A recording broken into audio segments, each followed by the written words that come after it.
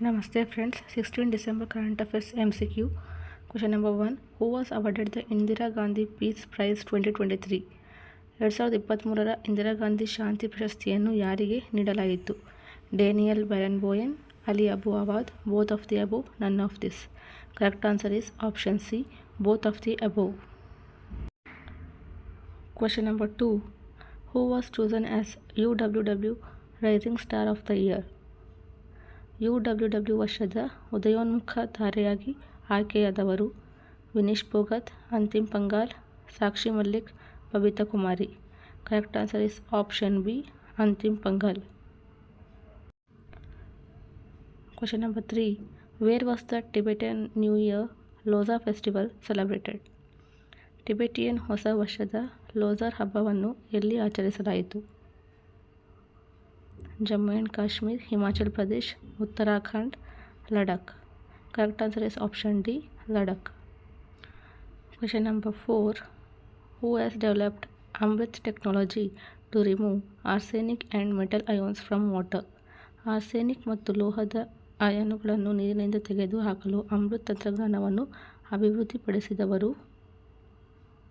IIT Madras, IIT Delhi, IIT Jodhpur, IISc Bengaluru. Correct answer is option A, IIT Madras. Question number 5.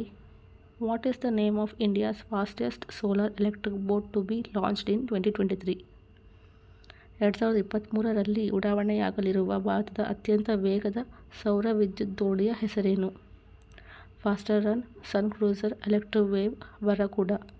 Correct answer is option D, Barracuda. Question number 6. Which state government has decided to establish PM College of Excellence in all the districts of the state? ರಾಜ್ಯದ ಎಲ್ಲ ಜಿಲ್ಲೆಗಳಲ್ಲಿ PM college of excellence ಸ್ಥಾಪಿಸಲು ಯಾವ ರಾಜ್ಯ ಸರ್ಕಾರ ನಿರ್ಧರಿಸಿದೆ?